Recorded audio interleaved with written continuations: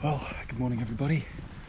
It's currently about 35 minutes past 6 in the morning and I'm going off on a little loop towards Bradford-on-Avon, which is that way, and then I'm going to be coming back along the Avon and Kennet Canal.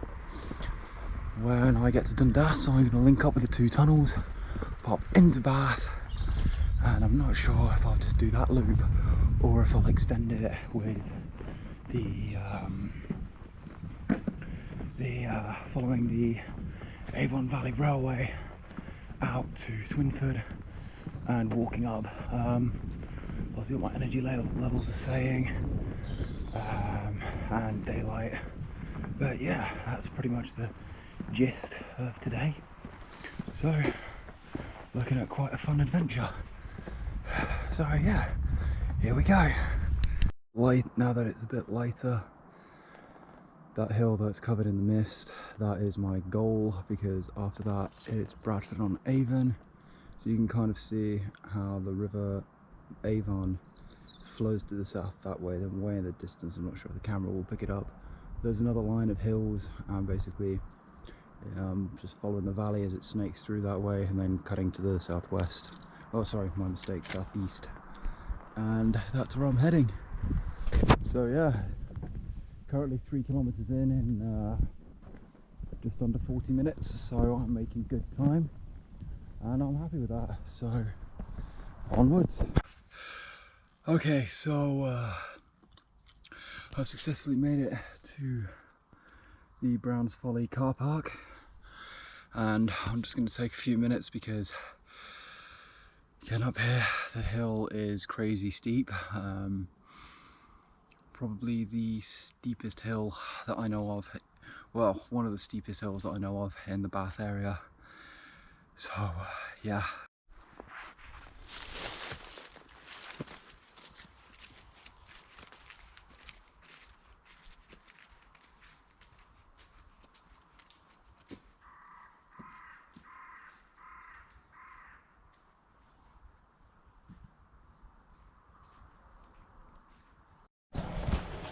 So the forest that I'm currently walking through at the moment is filled with Bath stone mines. Basically, to the east, that way, is all fenced off because that's where all the mines were, which, so yeah, and they pretty much that was all the stone that was quarried and mined to pretty much build the city of Bath and its iconic stone. So all the stone in the city is exactly the same, and yeah, so just making my way now along this trail. Had a bit of a sit down earlier, which was nice. Now re-energized, good to go. I'll probably stop for lunch, probably just outside of Bradford, or depending on how things are going. So yeah, here we are, Brown's Folly. Whoa! Basically, just gonna keep pressing south from here on in. Not gonna lie, the woods are feeling a little bit eerie today. Rumour has it, well, I've been in this forest a few times, that this is haunted. So, not really, slightly agnostic towards that. I'll see it when I believe it kind of deal. But yeah, it's definitely very eerie. Well, there's bird song, which you don't normally hear up here, but it's just maybe a bit superstition or something. But yeah, I've been up to the top there, and I'm not too keen on going back up there. I don't do well with heights. Well, I do alright with heights, but when it's something like that, yeah, like literally it's like 30 centimeters space at the top that you can turn around, and it's not pleasant. But yeah, anyways, pressing on now, so should be fun.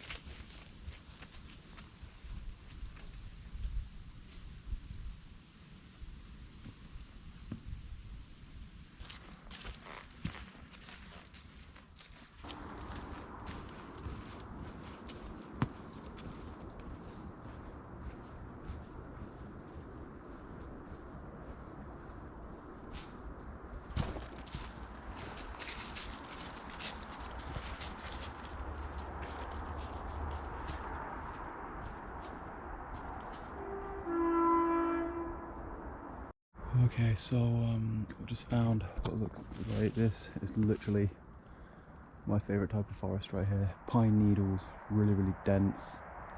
I love it. This is literally my favourite part of forest in all of Bath, I have to say. Yeah, I love it. So peaceful. Except for the sound of the main road, but other than that, it's very, very nice. Hold the phone. Never noticed that before.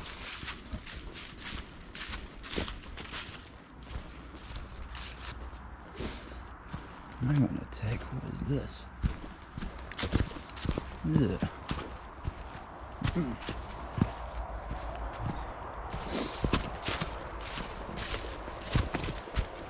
Who's that? Okay, that's a bit terrifying.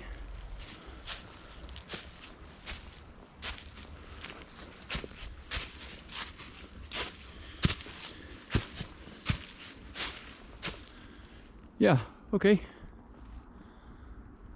Welcome. Is that going any deeper? Fire pit. Looks like it hasn't been used in ages. But yeah, nothing more terrifying than finding a pentagram in the middle of the woods. Huh. Grey goose. Huh. Interesting.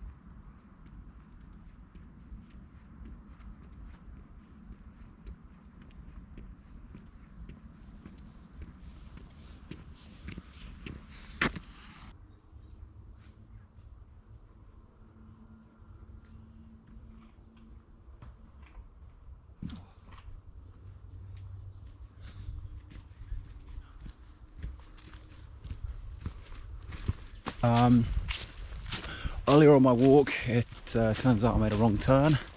Nothing too similar, I only wandered off my route for about 2 minutes. And it turns out that this will be important, so bear that in mind.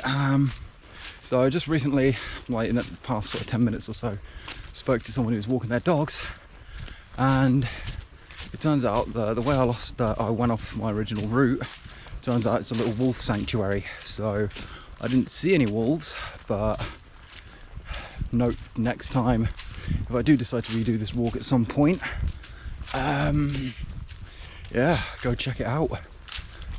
Yeah, I mean, it'll be a pretty fun excursion. I'll probably Google it so I know exactly where it is, and bada bing, bada boom, sorted, let's go. And yeah, just nearing Bradford now. I'm about maybe 2 hours away tops. I've been on the road now for 3 kilometers, 12 kilometers in, so 4 kilometers an hour. Not my best speed, but as I say, my walks aren't about speed and endurance. They're more about, so it sounds very cliche, but it's not the destination, it's the journey along the way. And it's something I personally strive to live by, because yeah, I can get the loop done, but what are the really cool things and interesting, what's points of interest on the loop that you can see and do. So yeah, and it's all so I've signed on to do mountain leader training, so next couple of weeks is all going to be, especially during this lockdown, I've got a month off work. It's all about practicing my navigation, and then towards December, when they bring the animals in, in the fields it's going to be more about sort of nighttime navigation and all that. So I'm very excited to practice what is definitely my weakest link with navigating. And yeah, one sec, I need to take a compass bearing. Let's see, where am I? Heading south. Yeah, I think a mistake was made. I think a mistake has been made. I tacked too much to the south heading that way was my mistake, when I should have followed my original route, which is this way, and I should have waited a moment to study the grass more, because there's obviously a path of some kind. Anyways, going back into a forest now, so favourite environment, here we go.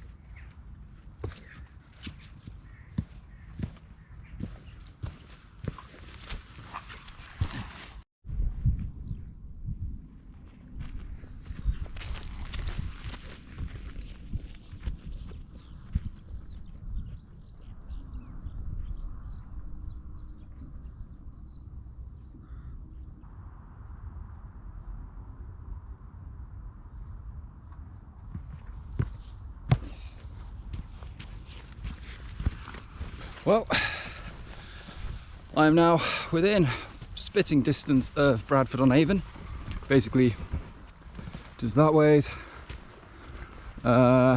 Maybe tops 20 minutes and I'll be there. Yeah, not much else to say really in terms of location wise. Sun made an appearance earlier, which was quite nice. Yeah, basically just then gonna catch the canal, walk that back to Bath, have lunch on the way, and then yeah, get back to Bath for about 4 or 5 o'clock. Get an early night tonight because I've decided I'm gonna hit the road again tomorrow. So yeah, I'm basically just gonna do 2 loops in one, mainly because daylight and there's still animals in the field. But yeah, so far it's been quite fun. Seen a nice little herd of deer, 3 deer, which is really cool to just see them doing deer things in the field. Yeah, but yeah, not really much else. Yeah,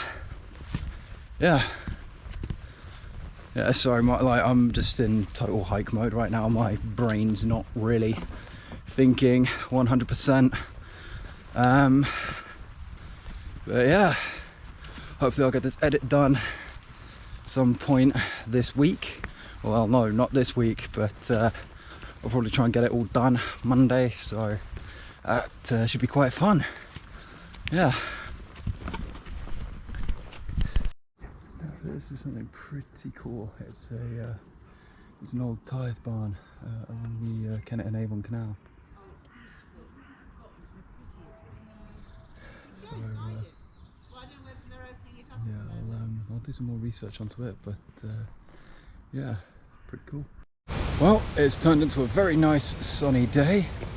I'm on the canal path now. I've been on it for a good, say, hour or so. Yeah, I'm not sure. I kind of lose track of time. But yeah, I've been on this for a little while now. I got through Bradford-on-Avon at around midday. Stopped off at Avon Cliff, had a nice little lunch, something to eat. Yeah, other than that, haven't really been doing as much filming as I'd have liked, mainly because this track is so much busier than I expected. So I didn't want to violate people's privacy by filming without yeah,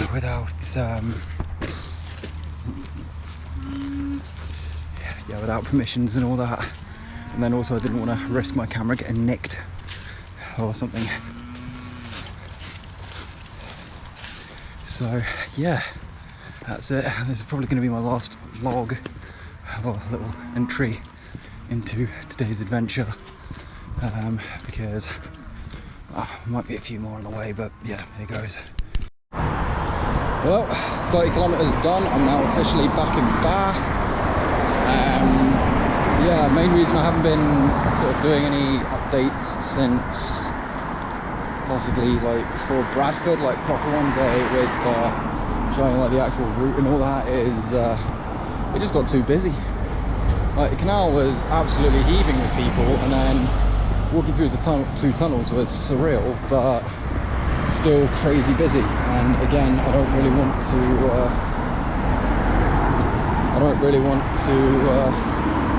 film anyone that doesn't want to be filmed, you know. But yeah, that's it, end of an adventure. And yeah, can't wait to do I'll do another proper update when I get home and it's less quiet, or it's less busy. So yeah, signing off for now. Okay, so I'm mainly going to be using this part of my videos to do sort of a hike breakdown, to see what went well, what didn't go well, what could be improved upon, and basically my plans for any next hikes. So yeah, I'll start with the good. I think on this one, the route planning was, I did some good route planning. It was a loop that I'd done before, and this time I did it in the opposite way, so it was interesting to get different perspectives on a loop that I've already done. And also I added a little bit of an extension to this loop, so the Brown's Folly way, whereas the last time I did it I didn't go via Brown's Folly. I went along the river to Dundas Aqueduct and then back. Sort of, I don't have them on my person at the moment, but on my keys I've always got a little ferro rod and striker, just part of my everyday carry. Yeah, I need my key to get into my flat, so wherever my keys go, I go, yeah, ferro rod comes with. I've also got a little dog tag on there with just some important information, just in case. And the final good point about this hike is I think that sort of navigating across the fields between after the Brown's Folly Forest and Bradford-on-Avon, very unfamiliar, and footpaths weren't well marked, so having done that successfully I think is also a bonus. As well, I was near a place called Little Ashley and the footpath wasn't clearly marked, so I had to do a little detour as well, which basically meant that the plan had to slightly change, but still made it back in one piece following the route that I originally planned, so I see that as a win. Now a little bit of a now for the sort of hiccups that happened on this hike is I did not check my map at an important junction. I ended up I should have gone right and then left, but instead I went straight left without ignoring the right, thinking, oh, that's downhill. I didn't check my map when I needed to, or I didn't double check my map, which should never have happened in the first place, and that's something I will improve upon on my next hike. Secondly, I forgot my lighter to light my MSR wind burner stove, but on the flip side I did have my ferro rod with me, so that sort of they both sort of negated each other. And then my final point was pace. I think I was hitting, according to my Garmin, it was around 5 kilometers an hour, but I was repeatedly getting like 4.7 or 4.5, which in and of itself is okay, but if I was doing a longer hike I'd need to up it a little bit. But I reckon on this one it's all down to sort of weight training, because unweighted my pace is significant. It's about, I think, 7 kilometers if I really push it. But yeah, with this it's mainly just sort of training with an additional 15 kilos of anywhere from sort of like 13 to 15 kilos in weight. So I just need to get more used to carrying that. And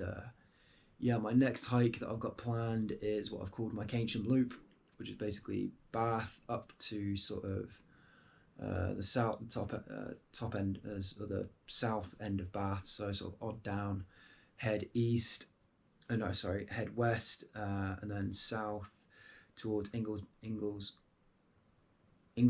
Englishcombe, or the other way around.